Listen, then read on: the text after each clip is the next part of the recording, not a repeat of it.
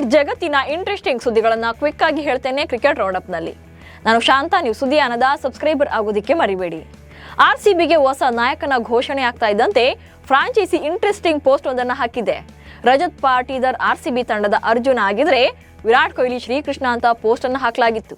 ಆದರೆ ಈ ಟ್ವೀಟ್ ಅನ್ನು ಡಿಲೀಟ್ ಮಾಡಿ ಇನ್ಸ್ಟಾ ಪೋಸ್ಟ್ ಎಡಿಟ್ ಮಾಡಲಾಗಿದೆ.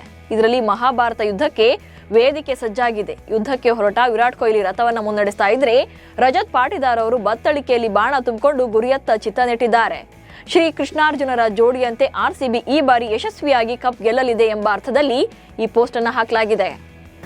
ಆರ್ಸಿಬಿ ನಾಯಕನಾಗಿ ರಜತ್ ಪಾಟೀದಾರ್ಗೆ ಪಟ್ಟ ಕಟ್ಟುತ್ತಾ ಇದ್ದಂತೆ ನೂತನ ನಾಯಕನಿಗೆ ವಿರಾಟ್ ಕೊಹ್ಲಿ ಶುಭ ಹಾರೈಸಿದ್ದಾರೆ. ನಿಮಗೆ ಶುಭವನ್ನ ಕೋರುತ್ತೇನೆ. ಕಳೆದ ಕೆಲ ವರ್ಷಗಳಿಂದ ನೀವು ಆರ್ಸಿಬಿ ಅಭಿಮಾನಿಗಳ ಹೃದಯದಲ್ಲಿ ಸ್ಥಾನ ಪಡೆದಿದ್ದೀರಿ. ಇದೀಗ ನಿಮಗೆ ನಾಯಕತ್ವ ಕೂಡ ಸಿಕ್ಕಿದೆ. ನಾನು ಮತ್ತು ತಂಡದ ಸದಸ್ಯರು ಸದಾ ನಿಮ್ಮ ಜೊತೆ ಇರಲಿದ್ದೇವೆ ಅಂತ ಕೊಹ್ಲಿ ಹೇಳಿದ್ದಾರೆ. ಬೆಂಗಳೂರು ಅಭಿಮಾನಿಗಳಿಗೆ ರಜತ್ ಪಾಟೀದಾರ್ಗೆ ಎಲ್ಲಾ ರೀತಿಯಲ್ಲೂ ಕೂಡ ಬೆಂಬಲವನ್ನ ನೀಡಬೇಕು ಅಂತ ನಾನು ವಿನಂತಿ ಮಾಡ್ತೇನೆ. ನಿಮ್ಮೆಲ್ಲರ ಬೆಂಬಲ ಪಾಟೀದಾರ್ ಮೇಲೆ ಇರಲಿ ಅಂತ ಕೊಹ್ಲಿ ಕೇಳಿಕೊಂಡಿದ್ದಾರೆ. ಐಪಿಎಲ್ ಮ್ಯಾಚ್ ಮಾರ್ಚ್ 22ರಿಂದ ಆರಂಭವಾಗಲಿದೆ. ಈ ಬಾರಿಯ ಉದ್ಘಾಟನೆ ಪಂದ್ಯ ಕೋಲ್ಕತ್ತಾದ ಈಡನ್ ಗಾರ್ಡನ್ಸ್ ನಲ್ಲಿ ನಡೆಯಲಿದ್ದು ಹಾಲಿ ಚಾಂಪಿಯನ್ ಆಗಿರುವಂತಹ ಕೋಲ್ಕತ್ತಾ ನೈಟ್ ರೈಡರ್ಸ್ ಹಾಗೂ ಆರ್ಸಿಬಿ ನಡುವೆ ಮೊದಲ ಪಂದ್ಯ ನಡೆಯಲಿದೆ. ನ್ಯೂ ಕ್ಯಾಪ್ಟನ್ ಪಾಟೀದಾರ್ ಸಾರಥ್ಯವನ್ನ ನೋಡೋಕೆ ಫ್ಯಾನ್ಸ್ ಕೂಡ ಕಾಯ್ತಾ ಇದ್ದಾರೆ. ಭಾರತೀಯ ಕ್ರಿಕೆಟ್ ತಂಡದ ಮೇಲೆ ಬಿಸಿಸಿಐ ಕಠಿಣ ನಿಯಮಗಳನ್ನು ಜಾರಿಗೆ ತಂದಿದೆ. ಆಟಗಾರರು ತಮ್ಮ ಪತ್ನಿಯರನ್ನ ಟೂರ್ನಿಗೆ ಕರೆತರೋಕೆ ಅವಕಾಶವಿಲ್ಲ ಎಂಬುದು ಒಂದು ಪ್ರಮುಖ ನಿಯಮ. ಇದೀಗ ಒಬ್ಬ ಸ್ಟಾರ್ ಆಟಗಾರ ಪತ್ನಿಯನ್ನ ಕರೆತರಲು ಅನುಮತಿ ಕೋರಿದ್ರು. ಆದರೆ ಸ್ಟಾರ್ ಆಟಗಾರನ ಮನವಿಯನ್ನು ತಿರಸ್ಕರಿಸಿದ್ದಾಗಿ ಬಿಸಿಸಿಐ ಸ್ಪಷ್ಟಪಡಿಸಿದೆ. ಒಬ್ಬರಿಗೆ ಈ ರೀತಿ ಅವಕಾಶ ಕೊಟ್ಟರೆ ಎಲ್ಲರೂ ಕೂಡ ಅದನ್ನೇ ದುರ್ಬಳಕೆ ಮಾಡಿಕೊಳ್ಳೋ ಸಾಧ್ಯತೆ ಇರುತ್ತೆ ಎಂದಿದ್ದಾರೆ.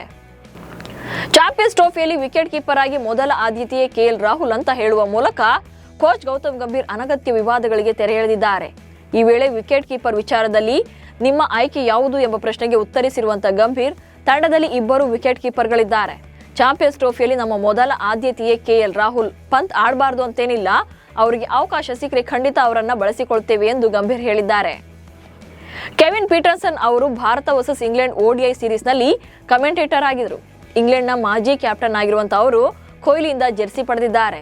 ಈ ಶರ್ಟ್ಗೆ ಕೊಹ್ಲಿ ಅವರು ಹಸ್ತಾಕ್ಷರ ಹಾಕಿಕೊಟ್ಟಿದ್ದಾರೆ.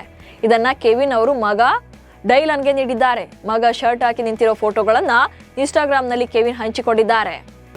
ಯುವ ಆಟಗಾರ ಯಶಸ್ವಿ ಜೈಸ್ವಾಲ್ ಅವರ ಸ್ಥಾನದಲ್ಲಿ ಮಿಸ್ಟರಿ ಸ್ಪಿನ್ನರ್ ಆಗಿರುವಂತಹ ವರುಣ್ ಚಕ್ರವರ್ತಿಗೆ ಸ್ಥಾನ ನೀಡಲಾಗಿದೆ. ಇದು ಸಹಜವಾಗಿ ವರುಣ್ ಚಕ್ರವರ್ತಿಗಾಗಿ ಜೈಸ್ವಾಲ್ಗೆ ಮಾಡಿದ ಅನ್ಯಾಯ ಅಂತಾನೆ ಬಿಂಬಿತವಾಗ್ತಾ ಇದೆ. ಈಗಾಗಲೇ ತಂಡದಲ್ಲಿ 4 ಸ್ಪಿನ್ನರ್ಗಳಿರುವಾಗ ವರುಣ್ ಚಕ್ರವರ್ತಿ ಯಾಕೆ ಎಂಬಂತ ಚರ್ಚೆ ನಡೀತಾ ಇದೆ. ಮುಖ್ಯ ಆಯ್ಕೆಗಾರ ಅಜಿತ್ ಅಗರ್ಕರ್ ವಿರುದ್ಧ ಆಕ್ರೋಶ ವ್ಯಕ್ತವಾಗ್ತಾ ಇದೆ. ಹಾಲಿ ಚಾಂಪಿಯನ್ KKR ಸ್ಟಾರ್ ಆಟಗಾರ ಅಜಿಂಕ್ಯ ರಹಾನೆಯನ್ನ ನಾಯಕನನ್ನಾಗಿ ಮಾಡೋಕೆ ಮುಂದಾಗಿದೆ. ರಹಾನೆ ಅವರನ್ನೇ ನಾಯಕನನ್ನಾಗಿ ಮಾಡುವ ಉದ್ದೇಶದಿಂದ KKR ಖರೀದಿ ಮಾಡಿದೆ. ಮೆಗಾ ಹರಾಜಿನಲ್ಲಿ ರಹಾನೆ ಅವರನ್ನ 1.5 ಕೋಟಿ ರೂಪಾಯಿಗೆ KKR ಖರೀದಿ ಮಾಡಿತ್ತು. ರಹಾನೆ KKR ಕ್ಯಾಪ್ಟನ್ ಆಗೋದು 90% ಪಕ್ಕ ಎನ್ನಲಾಗ್ತಿದೆ. Gentleman cricketer South Africa captain Temba Bavuma ಮೇಲೆ ಪರಾಕ್ರಮ ತೋರಿದಂತ ಪಾಕ್ ತಂಡದ ಆಟಗಾರರ ವರ್ತನೆಗೆ ಛೀ ಥೂ ಎಂಬ ಮಾತುಗಳು ಕೇಳಿ ಬರ್ತಾ ಇವೆ.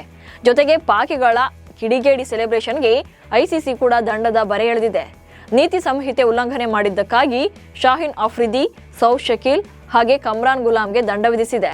ಶಾಹಿನ್ ಅಫ್ರಿದಿಗೆ ಪಂದ್ಯ ಶುಲ್ಕದಲ್ಲಿ 25% ದಂಡವನ್ನ ಏರಲಾಗಿದೆ. ಹಾಗೆ ಸೌದ್ ಮತ್ತು ಕಮ್ರಾನ್ಗೆ ತಲಾ 10% ದಂಡ ವಿಧಿಸಲಾಗಿದೆ. ವಿರಾಟ್ ಕೊಹ್ಲಿ ಫ್ಯಾನ್ಸ್ ಪಾಲಿಗೆ ಕಿಂಗ್ ಕೊಹ್ಲಿಯೇ. ಅದೇ ರೀತಿ ಪಾಕಿಸ್ತಾನದಲ್ಲಿ ಬಾಬರ್ ಅಜಂ ರನ್ನ ಕೊಹ್ಲಿಗೆ ಹೋಲಿಕೆ ಮಾಡಿ ಕಿಂಗ್ ಎಂದು ಅವರ ಫ್ಯಾನ್ಸ್ ಕರೀತಾರೆ. ಇದೀಗ ಬಾಬರ್ ಅಜಂ ತಮ್ಮನ್ನ ಕಿಂಗ್ ಎಂದು ಕರೆಯಬೇಡಿ ಎಂದು ತಮ್ಮ ಅಭಿಮಾನಿಗಳಿಗೆ ಮನವಿ ಮಾಡಿದ್ದಾರೆ.